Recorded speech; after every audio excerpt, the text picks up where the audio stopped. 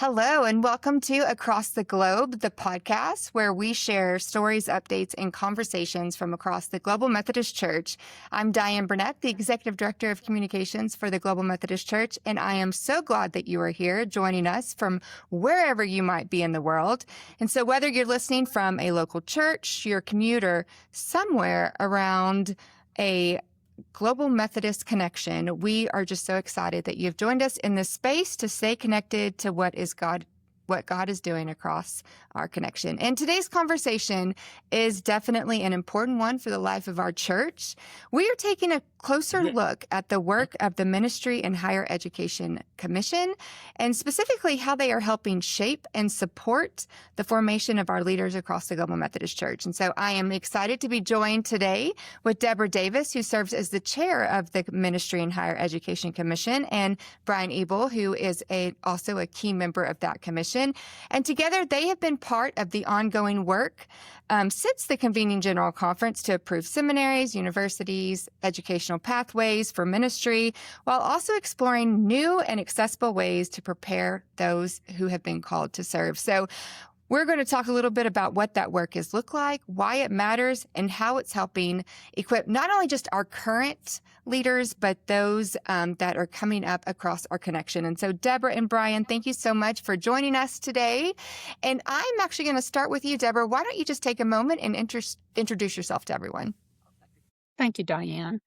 I am a retired college professor, a graduate advisor, and an academic department head. I retired from Louisiana State University about 11 years ago after a 32-year career there. I primarily taught courses in leadership and organizational effectiveness to graduate students. I serve on the Connectional Council for the Trinity Conference, as well as the GMC Connectional Council representing the Commission. And I'm a member of Feliciana Methodist Church, which is a 3-year-old Global Methodist Church in St. Francisville, Louisiana. All right, so shout out to Trinity Conference. So thank you, Debra, for joining us. And Brian, what about you? Yeah, Dianne, thank you so much for having me today. I have been a pastor in Kentucky for 24 years now. I'm currently serving at St. Luke in Lexington, Kentucky. I've also had the joy of being an adjunct faculty member at Asbury Theological Seminary in the areas of theology and preaching. I've been a church planter. I am the Committee on Approval chairperson, serving under Debra's leadership on the commission. And yeah, it's just a joy to be here. Thanks so much for having us. Oh, thank you both so much for joining us. I'm excited about this conversation. We, as the global operations staff, get quite a bit of email inquiries, right, of questions. And a lot of times, those questions, I would say 80%, a lot of those questions probably fall within the work of your commission, just in how it applies to how they can just grow in their leadership or even become ordained or whatever it may be. What school can I go to? So there's a lot of questions that I feel like fall in the realm of your responsibility. And so, Debra, for those that are listening who may not quite be familiar, how would you describe the purpose and responsibility of the Ministry and Higher Education Commission? Good question, Dianne. Our goal is to ensure that clergy and laity are well trained. They're equipped, they're supported for faithful service across the globe, whatever that service looks like. We provide leadership and oversight for ministerial education, clergy preparation, and the certification of lay ministers. We are also responsible for developing and implementing standards across all forms of ordained and certified lay ministry programs. And we develop the standards for those programs so that we can ensure that all clergy and lay ministers are prepared both spiritually and practically for their role that they're going to serve in the GMC. Right, so just logistically speaking, how big is your commission? Do you have that number off the top of your head? Yes. We have 7 clergy and 7 laity, plus myself, plus Bishop Livingston serves on our commission, and we have a corporate office, a GMC office representative.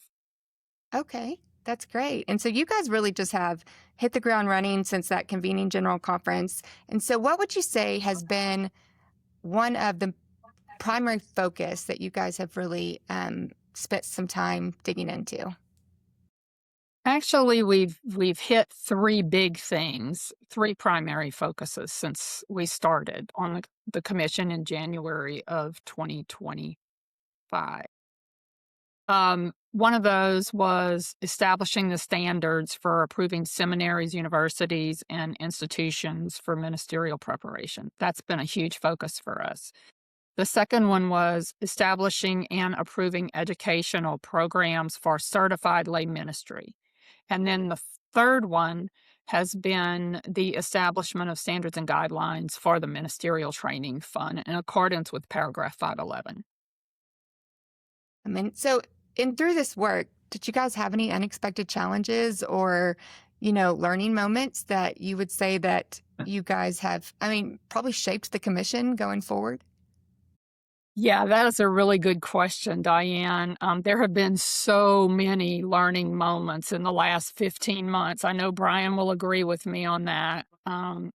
As my friend Jessica LaGrone said recently in a connectional council meeting we had, we've never been this way before.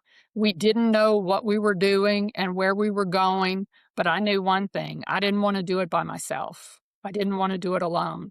And so I've been thankful to have that support team around me with some excellent clergy and laity to help support me, along with Bishop Livingston and our Teresa Marcus in the GMC office.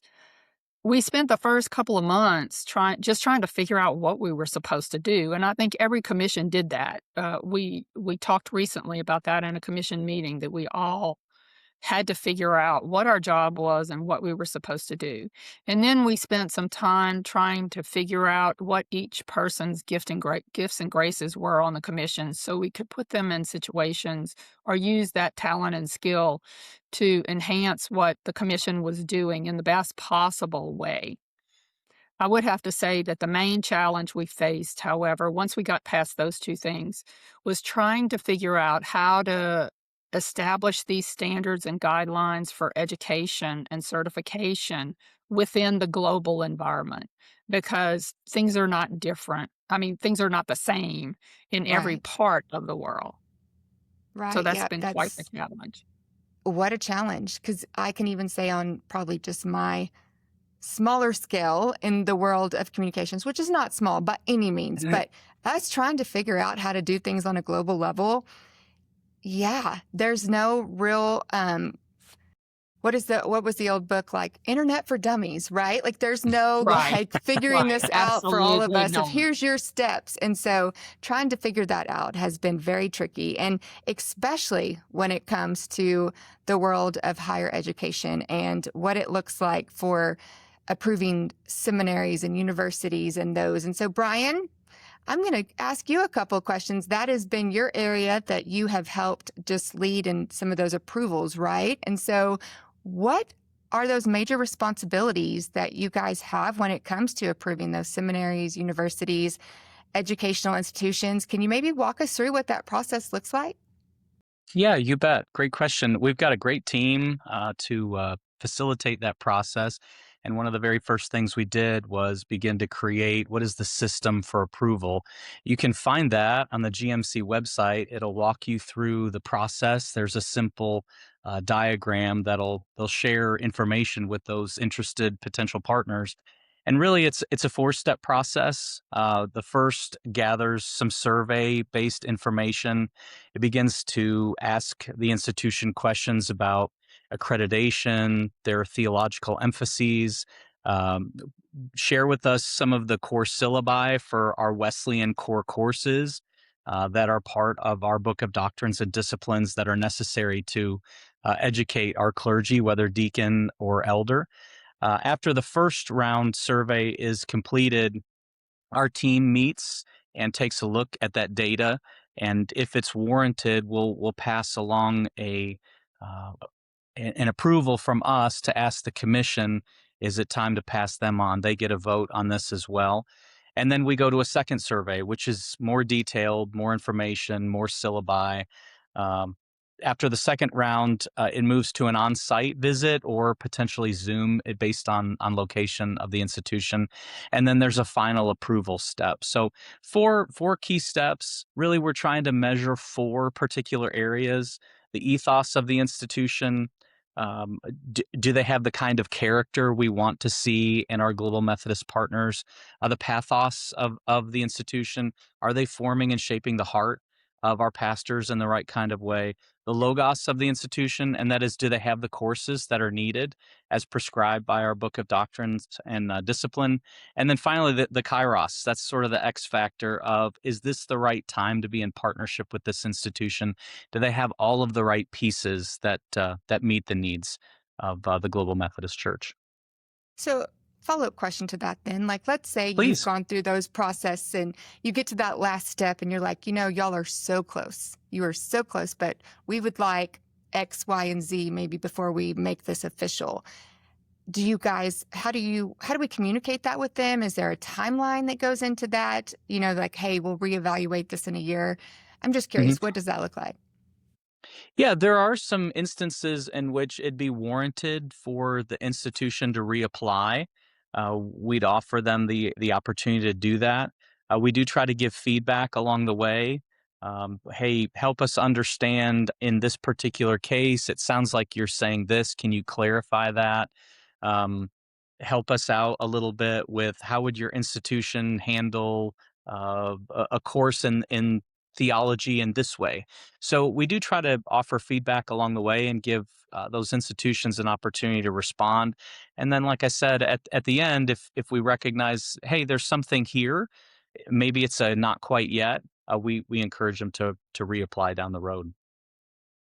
Yeah. And so how, theology, that's such a big part of this. So, I know you've mentioned those steps and whatnot, but what is really that vetting when it comes to the actual theology of that institution? Well, we're really looking for Wesleyan Methodist tradition shaped partners. There's nothing like working with a partner who wants to shape future pastors in the Wesleyan tradition. That's essential to who we are.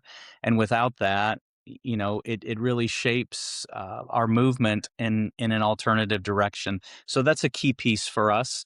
We want to see professors, instructors who have been trained in the Wesleyan tradition. We want to see a commitment to Wesleyan theology out of the institution and its leadership as well. Well, thank you for leading the work in that because it is definitely so important. And, I for the health of our church and the long well-being, we need to ensure that we have those ministers and those leaders that are truly staying authentic to who we are as Global Methodists. And so that's such a huge part of that.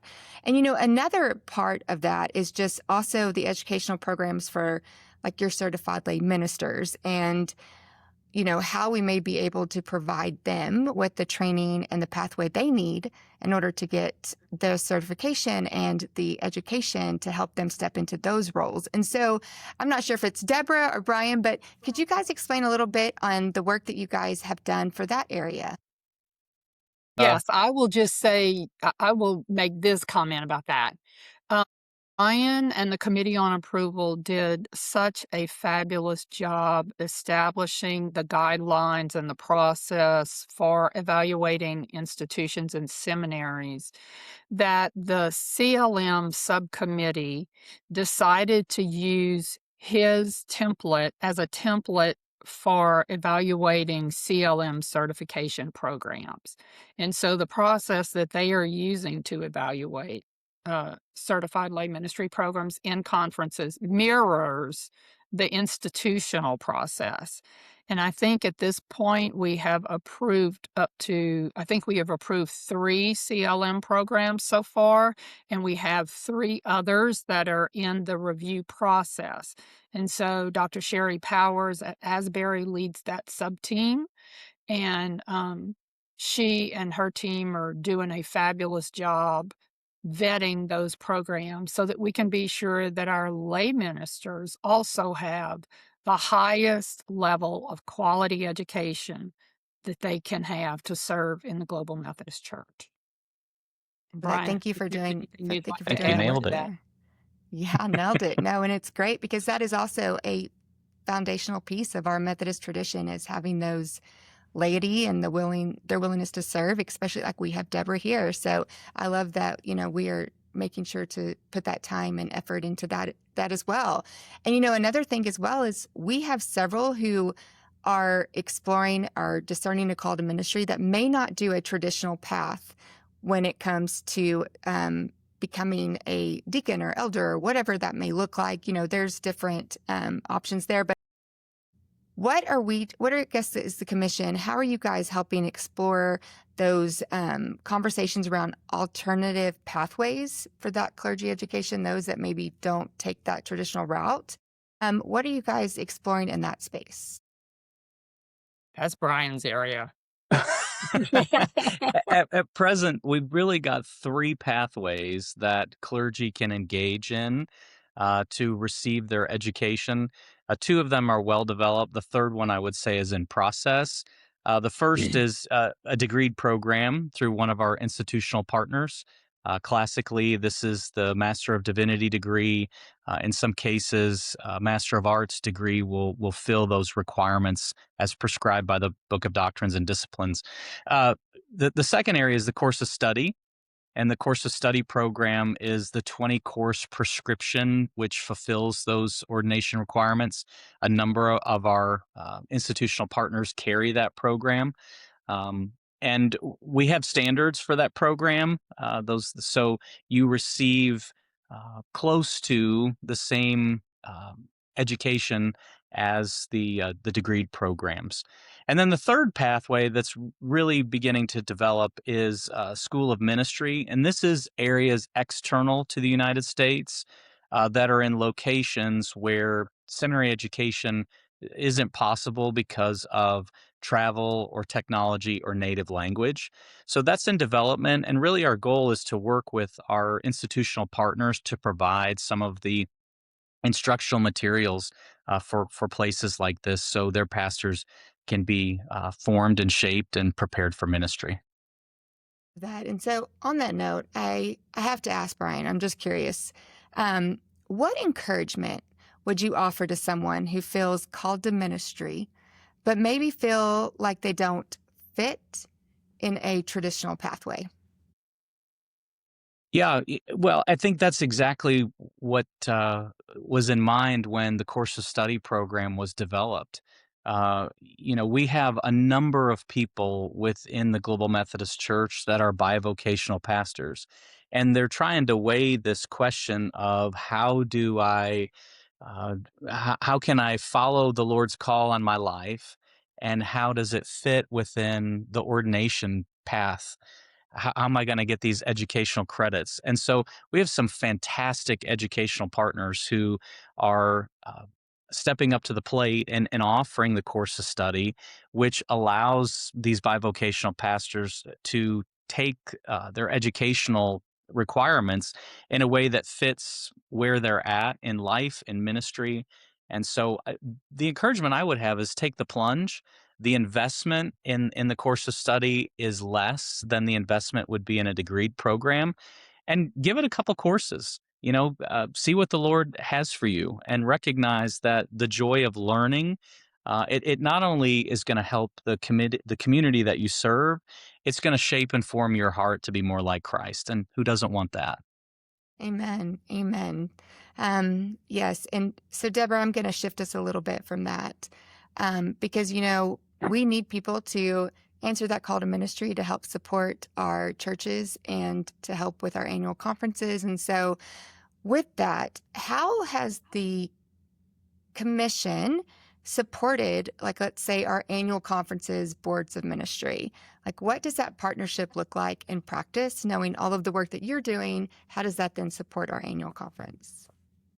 Yes, Diane, thank you. To follow up on what Brian was saying, I would add one piece that kind of transitions us into this. And that is that one of the very first things that we did as a commission was to update and revise the candidacy guidebook.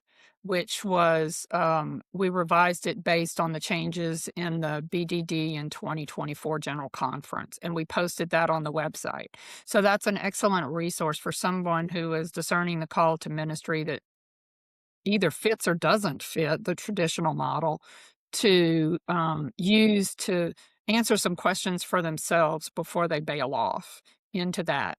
And I think that our boards of ministry use that to encourage people to see where they are in the process. The other thing that we do, I think, to support annual conference boards of ministry is we have been blessed to have 2 or 3, maybe 4 people on our commission who are actively involved with the Board of Ministry cohort that meets monthly to talk about all things boards of ministry across the GMC. Though those 4 people have served as liaisons to the Board of Ministry cohort for the commission. And so we have used the Board of Ministry cohort very much as an advisory group to the commission because in reality, that's where the rubber meets the road. I mean, they know what's happening in every church in their annual conferences, and they can tell us, yeah, this is not a good idea. This will not work. I mean, we've got some people on our commission that regularly give us a reality check. Some of those are, we do have 5 people on our commission who are from outside of the U.S., 2 clergy and 3 clergy and 2 laity. And so those folks help us to think about how all of the things that we're working on will work outside the U.S. or they won't work outside the U.S. So that's been a real help to us as we've tried to design these programs and standards. So we really do appreciate the work of the Board of Ministry cohort in helping us to discern the direction we should go in most of these areas. Right. No, so grateful for that. And that's one of the beauties of, I think, the way our commissions and our different groups that work is that those different perspectives that really check us on reality of like, hey, in theory, on paper, this works, but then in actuality, within the global context, this does not work at all.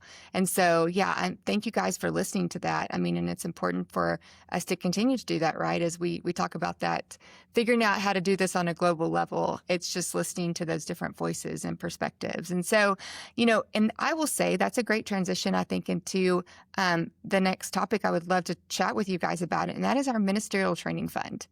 We want to support all of those discerning the call. We've heard about a Ministerial Training Fund here and there. We want to support those, being able to provide financial resources to those that are interested in becoming a clergy in the Global Methodist Church. But how can we do that? And so I know you guys have worked really hard in figuring out a little bit of that and how that will work in all the different contexts. And so maybe, Debra, could you just share a little bit about what is exactly the purpose of a Ministerial Training Fund and why is it such a critical piece of work for your commission?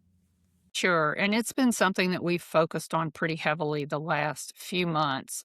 We received that charge from the Connectional Council back in February, I believe. And their desire was to get the money out there this year sometimes. So the Ministerial Training Fund's purpose is to support educational loans for clergy candidates or deacons continuing education to elder. And if they are in good standing with their annual conference, they qualify for the money and meet those criteria. We have the Ministry and Higher Education Commission has been charged with the responsibility for establishing the standards for the distribution of those funds, and the Connectional Council has approved those standards. For now, we're locked into paragraph 511 from the Book of Doctrine and Disciplines for 2024, and it has presented some challenges for us. One of those is that these funds are for educational loans for candidate in process who will repay those loans with service. So until that legislation changes, or if that legislation changes, then we may be doing Ministerial Training Fund a little bit differently. But for right now, for 2026, if we want to get the money out, which we do, we're tied into that paragraph 511 from 2024.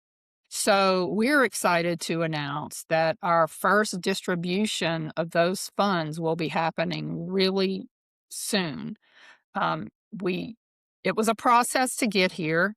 We have had a ton of questions since this information has gotten out there about the Ministerial Training Fund, and we are working to address all of those. We're hoping that the first distribution of these will happen right after May 1st. And then there will be a second distribution in July for the fall semester. And our plan for 2026 is to distribute approximately $1 million in those two disbursements for two annual conferences to provide loans for their clergy in process. So let's just take a moment and say thank you, Lord. That is $1 million. Yes, $1 million. Going back. Yeah, I mean, that's pretty remarkable. I mean, and I kind of got goosebumps because that's so exciting, because it is just giving back to those that are going to just continue to do the good work of the Global Methodist Church. And so, thank you guys for just the thought and the process that goes into it, because it's such a huge milestone for us, and a great something for us to be excited about as Global Methodist. And so that is very exciting. So you're distributing that to annual conferences. Correct. Okay. Yep. Let me tell you the reason behind that, Diane. As we all know, GMC has made an extended effort to maintain low overhead and small staff at the global level. So when we started talking about how do we at the global level manage all of these loans across the globe for all of these people, we quickly realized we don't have the manpower at the commission level or the denomination level to be able to handle that. And so we made the decision to give that money to the annual conferences. And we have notified all of them of what their distribution is, their allocation is for 2026. We used a formula that Matt Conover and Mike Schaefer helped us to develop that takes into account the number of clergy FTEs in each conference and the purchasing power index, which was a new term for me. It's kind of like the cost of living and the cost of education in different areas. And we set a minimum amount. So what was happening, this actually was on our second formula. The first formula we used, and we ran the numbers, we realized that some of our partners outside the U.S. who really need the funds the most, in our opinion, because of their low number of clergy FTEs, were not getting enough money in that allocation formula to be able to do them any justice in the educational systems. So we went back and we recalculated those numbers with the cost of education in those particular areas and established a minimum so that we're much more comfortable with. And so by establishing that minimum, it also brought down the total for some of the larger conferences in the U.S. who have additional resources. Now, when we send that money to the annual conferences, they have a choice to make. They have three options. They can either accept the allocation as it has been calculated for them. They can redirect part or all of their allocation to a partner conference, or they can decline the money. And I asked, why would somebody decline the money? And a couple of conferences said, we already have clergy education funded at 100% in our conferences, so we don't need the money. Give it to somebody else who needs it. So that's very gracious, very generous. So gracious. And yes, and we're hoping that this option to redirect money to partner annual conferences will help to even further to help conferences outside the U.S. that need additional help. And who else better to know than those that partner with that conference to say, hey, we're good, but we know our friends over here need it. And so let's just reallocate that. And so, you guys, the commission, y'all have done so much work and a lot of great work. I feel like a lot of heavy lifts. And so I just want to give you this space real quick before we move forward. Debra, Brian, do y'all just want to take a minute to tell your friends on this commission, maybe give space to say, hey, thank you, or is there anything you want to share with them? You have that moment to do so. Can I just say one other thing about the Ministerial Training Fund? Absolutely. You can before say we move whatever you forward? want, Debra. The other thing I need people to know is that we are looking at proposing some legislation for the 2026 General Conference that will take some of these restrictions off of the Ministerial Training Fund and will allow conferences to use the funds in the manner that's most effective in their setting for education of clergy. And so that's a big plus for us. I think it will make us the use of those funds will be more applicable across the globe if we can get that legislation finalized and passed at General Conference. Absolutely. All right. So let's give a shout out to the Ministry and Higher Education Commission and all of them for the good work. Debra, do you have anything you'd like to say to your group as chair? Well, we do have some priorities going forward to General Conference, and one of those is to continue to refine the processes that we've already established and put in place. There's no perfect process. There's no perfect standards. We're going to learn as we go along with this. We are preparing to hand off our work to the commission members who follow and putting together kind of a succession plan for how we do that within the commission. So that's what we're really looking forward to between now and General Conference from my perspective. Brian might have something else to add to that. Dianne, I'm going to brag on Debra because it's a Thanksgiving moment. Debra's leadership's been fantastic throughout this process, and she has this ability to gather people in and let everybody feel important and valued, and their contributions be valued at the table. And so I really think we have a fantastic team. I know I feel the same way about our committee on approval. Incredibly dedicated people who've given a lot of time and effort. And I'd really just echo what Debra said. We recognize this isn't perfect yet. We're going to keep working on it to get better. And ultimately, what we want to see is the kingdom grow and pastors be as fruitful as possible and formed as well as possible in that end. So just kudos to her. I'll brag on her. Absolutely. Yes. No, you nailed it.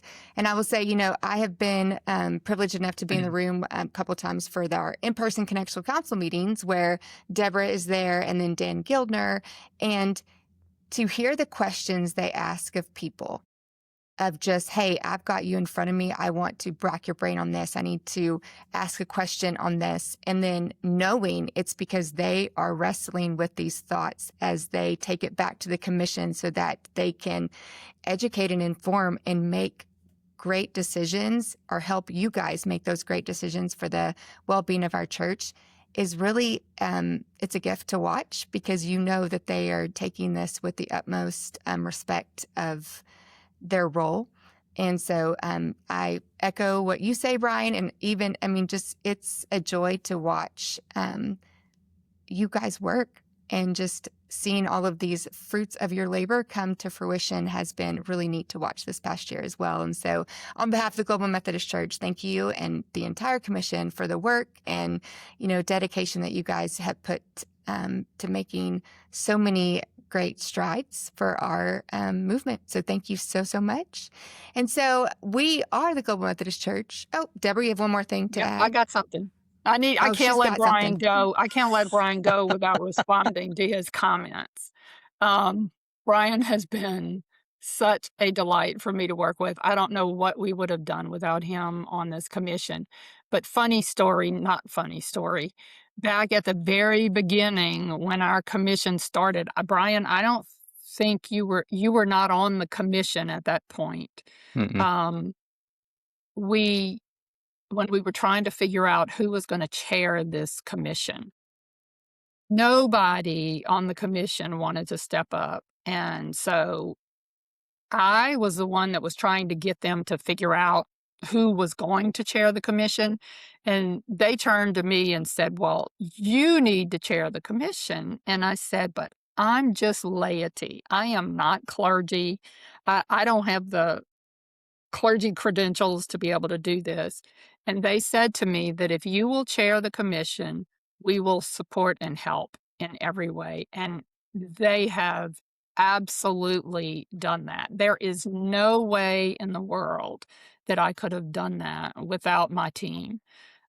We have gotten to be good friends. We will be lifelong friends, even though my term on the commission will end at General Conference.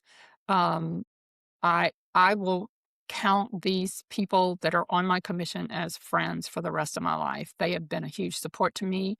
And I don't know, I told Brian, we're still going to have to talk every day, even after General Conference, because I can't Right? go without talking to Brian at least 4 times a week, sometimes 4 times a day, depending on the topic or where we Right. are. So I really do appreciate the work of every one of the people on our commission. And that is definitely something special because we say, hey, we're going to support laity and we're also going to we're going to support female leadership, and for them then to see that gifting in you, Debra, and say, not only do we think that the Lord has called you for this, but we're going to support you in that, is thank you, commission members, and Brian leading that charge to say we're gonna walk the walk. And so thank you for that, for sure. I do want to give each of you just a moment of privilege as well, as Global Methodist Church is very much anchored in local church. And so you both mentioned your local churches at the beginning, but I would love to hear, like we have ended most of our episodes, of how you have seen the Lord show up in your local church, or maybe something exciting that he's doing in your local church that you want to just shout from the mountaintops. And so I will start with you, Brian. How has the Lord showed up in your local church lately? Wow. At St. Luke, it was a great Easter for us. It feels like you're always a little concerned when spring break week and Easter butt up against each other, but powerful times of worship throughout Holy Week, really blessed by the moving of God's Spirit among us. And probably the biggest encouragement to me has been the opportunity to see a number of new future clergy candidates come forward. And so it's been a neat process for me personally because I've watched the work of the commission and I've recognized the way in which it's going to impact these future leaders as they're working on their educational requirements and will head off into ministry. And that gives me great encouragement for the Global Methodist Church because we've got great leaders coming, and that's going to grow the church and grow the kingdom. So God's been at work. So encouraged by that. Absolutely. Absolutely. And how about you, Debra? I think you've been a little busy with your church just in our conversations. And that could be a whole nother episode just to talk about how the Lord has just shown up for you and your local church. But what specifically, maybe recently, has the Lord shined a light on in your local church? Yeah, our church is a small rural church in St. Francisville, and we typically worship about 70 to 90 people on a Sunday. We have been between pastors for a little while, and on Easter Sunday morning, our church had our brand new pastor in the pulpit for the very first time, and he knocked it out of the park. And we celebrated our 3rd anniversary birthday as a church. And it was Resurrection Sunday. What a Sunday. I was telling Brian Absolutely. yesterday, we had to open the front doors on the church. Our fire marshal capacity is about 83 for the church, and we had 165 in worship Sunday. So we opened the front doors of the church, and we had people standing out on the steps. So as church council chair there, I am so excited to have a new pastor that I know has been sent to us by God to move Feliciana Methodist Church forward. We're close to breaking ground on a new church campus, and so we're thrilled about that. There's a lot going on here, and I'm excited about the future that God has planned for us. Amen. And so I'm excited for what the Lord has in store for both your local churches, for our Ministry and Higher Education Commission, for all the things happening within our connection. And I am so grateful for both of you to take the time to join us today. This has been such a great conversation. And, we could probably talk forever about all the work that you guys do. So thank you again. And to everyone listening, thank you for just being part of Across the Globe, the podcast. If this episode encouraged you, we would love for you to just take a moment and subscribe, leave a review, or maybe even just share it with someone who needs it. Or maybe someone that you were like, hey, are you discerning a call to ministry? You want to hear how the Global Methodist is helping, or CLM, or the Ministerial Training Fund? Maybe share this episode with them so that they can hear directly from Debra and Brian. And so thanks again for tuning in. And until next time, keep watching, keep praying, and keep celebrating all that God is doing across the globe.